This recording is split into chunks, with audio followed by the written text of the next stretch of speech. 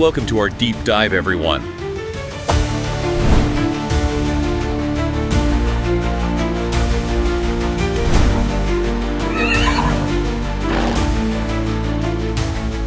Okay, welcome back to the deep dive. Today, we're getting straight into it, focusing on the V86 races coming up this Wednesday, June 4th. It's all happening over at Åmål in Sweden. It's a very specific kind of track, isn't it? Oh, absolutely. It's an 800-meter circuit, which is, pretty short already. But the thing that just leaps out from all the source material is that straightaway, barely over 100 meters, they say. From the final turn to the finish line, it's almost nothing. Right. It's like turn, bang, you're there. And that really dictates the race, doesn't it? You have to be near the front. You need to be in that leading group when they turn for home. The lead itself, the Spitz position, is just golden there. Let's kick off with the first one. The 86-1. It's a sprint, 1,680 meters, car start. And the analysis seems pretty unified here. There's one horse getting most of the attention. Yeah, that's beautiful. James, number 4, seems like a strong favorite based on the notes. And the reasoning seems solid. Excellent recent form, right? Including that good run in a tough V75 final at Solvalla. Exactly. That was good company. Now he drops down a bit, faces easier opposition here. And the notes mention a couple of interesting details. The fact he races with only one eye, but apparently handles it fine. And that he's really bloomed, as they put it, with a new shoeing setup. That's often a good sign. Crucially, though, for Åmål, the feeling is he has a really good shot at getting to the lead, getting to Spets. That's the key. One comment was pretty blunt, basically saying the driver should just go for it, get to the front, and keep going. If he gets that lead on this track, tough to catch. Very tough. So, who are seen as the main threats? Well, DiMaggio Face, number 1, as mentioned. Quick starter is one from the lead. But that inside post, Spore Ed.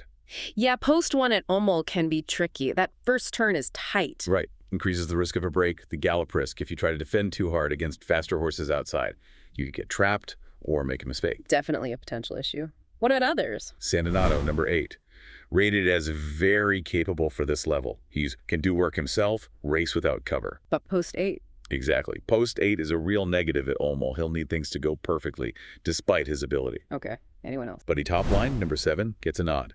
Showed good form last time, second from the lead, and there's a notable driver change, which the notes suggest is a plus. Worth considering then. And any potential long shots, Skraler? The bank account, number 6, is flagged. Apparently hit good form recently and ran well from outside the leader last time out, which shows some versatility. Okay, interesting.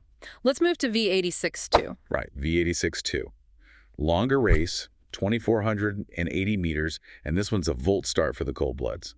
2 horses really dominate the discussion here, even though they start very differently. Yeah, this is fascinating. Up front, on the first vault, you've got Voji Hero, number 1. Fast starter, gets Jepsen driving. The consensus seems to be he's the likely leader, the Spitz favorite. And therefore, the horse to beat.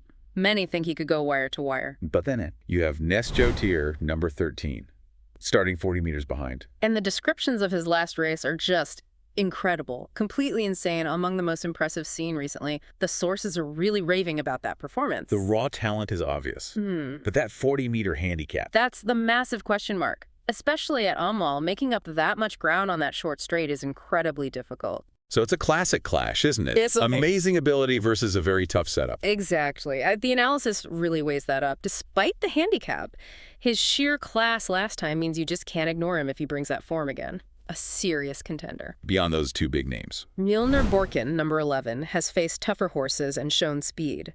Tor E, number 9, is capable but inconsistent Nepig, they call him.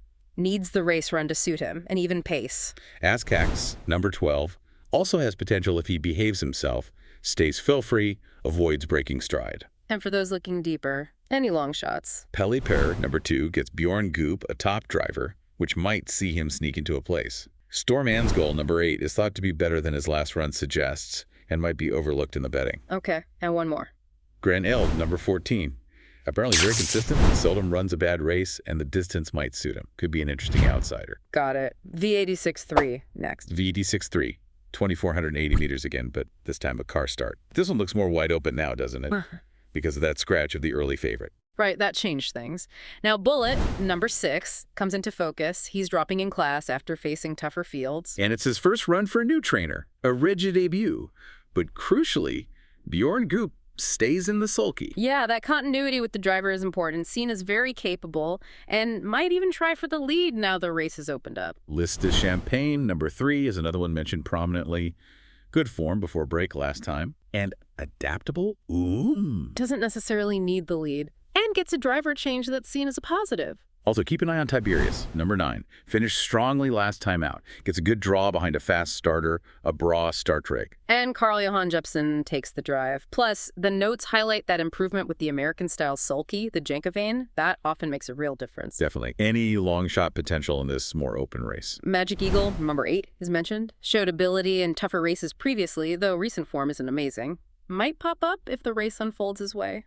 Buenos Tindra, number 11, is getting some attention too, mostly because of the trainer and the fact he's racing barefoot all around Barfoota Runtom. That suggests they mean business, despite the wide draw, seen as having a chance, especially at potentially good odds. And for a real flyer. Arrival route, number 4. Just to mention as a Richtig Scrail, a deep long shot, apparently caught the eye from a bad post last time. Okay, V86 4. Back to the sprint, 1680-meter car start.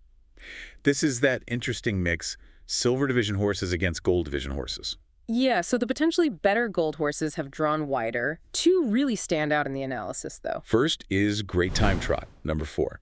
The notes were glowing about his last win from the lead. Gorgeous, they said, won easily. Gets goob driving, good post inside a main rival. The plan seems obvious, Spets and Geller. Go for the lead. Seen with a very good chance if he gets it. And the main danger. Icebreaker Polini, number 6. Fundamentally considered not much worse than the favorite, capability-wise. Impressed winning from the front last time and expected to be even better now. And importantly, the notes say he isn't dependent on the lead. He can win from other positions too. Exactly. That versatility makes him a serious threat. Who else is in the mix? Dundee Ez, number 8. Raced at a high level, like in a Sweden Cup heat where he finished with gas in the tank. But post 8 is the problem here. Beacon Kronos, number 5, has huge ability, but flagged as inconsistent. Adgerar Ret Ovent could jump up and surprise if it's his day. And in Love Mares, number 9, another one who had energy left in that Sweden Cup heat, but drew badly in the second row. Very fast starter normally, but that doesn't help much from back there. Any value picks? Fusion Igra, number 1, could get that nice inside trip, Smagande and Vendict. And there's a suggestion of hidden form, Smig form. Interesting. And maybe Jackson Avery, number 7, usually runs well, known speedster from the gate. Post 7 makes the lead unlikely, but one source speculated they might just try really hard for it anyway if they somehow pulled that off. Then he'd be very interesting indeed. Okay, V86-5, another sprint. 1680 meters car start. Speed from the gate is key again. One horse looks like the obvious frontrunner. That seems to be Oriol Boko, number 1. The key stat highlighted is that all his career wins came from the lead. And he's shown he can get the lead from post 1 before. Good recent form, too. Yeah, a lot points towards him trying for a wire-to-wire win. The only question is if that inside post causes any issues getting away smoothly. If he does get challenged, who's likely to apply pressure? Global Evergreen, number 4, is mentioned. Showed ability last year, seems to be finding form now after a break. Described as both snabmen, oxo toughs fast, but also tough. So could potentially challenge even if racing outside the leader. That's the suggestion. Vikings Tracker, number 5, is another one getting attention. Won well last time with a good finish. And big changes here debut for a very skilled trainer, Vico Hapakangas, and Magnus Dews drives. Those are definite positives noted in the analysis. Definitely. Also, great knowledge, number 10. Runs honestly, but maybe doesn't win at a turn. Seen as best with a cover trip, Rig Olap Porul. But post 10 makes that tricky, especially at Åmål. Yeah, starting from the back row is always tough there. Any long shots catching the eye? Carusel, number 6. In good form, fast, adaptable, can handle the pace, positioned okay behind the gate. Shouldn't be ignored. And Maramare, number 7. Finished well consistently for the current trainer, can start quickly, but post 7 always carries that risk of getting caught wide or having a tough journey. Okay, on to V86-6. Longer distance here, 2,480 meters, car start. Recent form seems to point towards 2 main players. Yeah, the analysis really focuses on 2 horses. First, Striking Eagle, number 6. He's been almost shining, is the description, with 2 straight wins, one easily from outside the leader last time. Seen as the slight favorite to actually get the lead here. Napped favorite till Spets. And if he does, the feeling is he'll be very hard to run down. The clear main rival, the Give It Ma Bud, is Kipkiter Maras, number 3. Hugely impressive lately. 3 straight wins. Won easily from the lead last time. Obvious opponent. But there are a couple of flags in the notes. Risk of maybe having to race outside Striking Eagle. Yes, and perhaps more significantly, he hasn't actually won over this longer distance before. That's a definite question mark against him. Right. Who else could challenge these two? Belgique, number 9. Looked really strong despite a tough trip last time out, and that was against top horses, world elite in the Harper Hanover's race. So high capacity, but post 9 again. Yeah, the draw hurts, but still considered a strong contender because of that class. Always a pleasure. Number 1, it's also in the discussion, has a lot of speed, drew the perfect inside post-sporet Condé inte vara bättre. The big question mark in the analysis is, will the driver try for the lead? If they do, and manage to hold it. He could be dangerous. Any value plays here? No Limit Express, number 8. Has ability, likes the longer trips, showed good form before a messy race last time, wide post, but gets Magnus Dewes driving and might be a low percentage. And King Only 1, number 5. Form seems to be improving. Showed something despite a break last time. Could be involved near the front again. Okay, nearly there. V86-7, this is 2080 meters car start. The notes suggest a likely leader, but also some really good horses drawn poorly. Could be fireworks early. Very possible. The horse expected to blast out and lead is Resilient Reddington, number 3. Called a starting cannon from Norway, top form, wants the front. And the analysis is pretty confident anyone taking him on for the lead early will likely fade late. Given the Åmål track, he looks to have a massive chance from the front. But then you have these classy horses drawn wide, like Easy di Girifalco, number 12. Yeah, one source apparently thought he'd be favorite before the draw. Very good on Swedish debut from outside the leader. It's Magnus Dewes, but post-12. Extremely tough at Åmål. Beats a miracle trip. Or meltdown pace up front. Pretty much. Needs luck and probably overpace a really fast contested lead to get into it from back there. Similar story for Kit Kat Miros, number 10. Impressive record, 6 wins from last 7. Great form. Exactly. Good horse, but post-10. The positive noted is he starts behind potentially fast horses, a start-snap rig, which might help him get a slightly better spot than pure post-10 suggests. Could make a move. Okay. Who else is considered a main contender? Ferrara, number 5. Improving horse, very quick from the start, perfect post position, jumps in driving, seen as a clean challenger, a definite give it mutt bud. No, fast. Number 1. Yeah. Couple of good runs recently. Has that ideal inside gate, ideal lage if he can hold position or get the lead. But the risk, as always from post 1, is getting boxed in if others are quicker or pressure him. Any interesting long shots here? Abellock, number 9.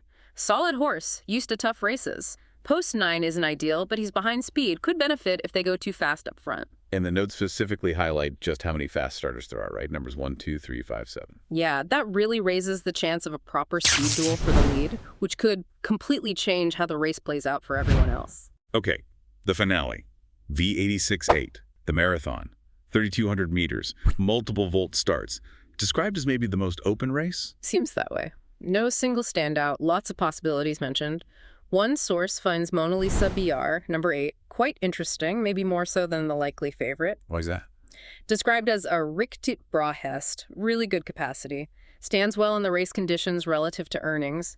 Finished well after trouble last time, and over this long distance, might be able to work her way forward, maybe even to the lead eventually. Ultraviolet, number 13, has the hot form, though. Won easily from the lead last start. Absolutely. Top form, described as Real Paulaset, strong, capable, but very different conditions now.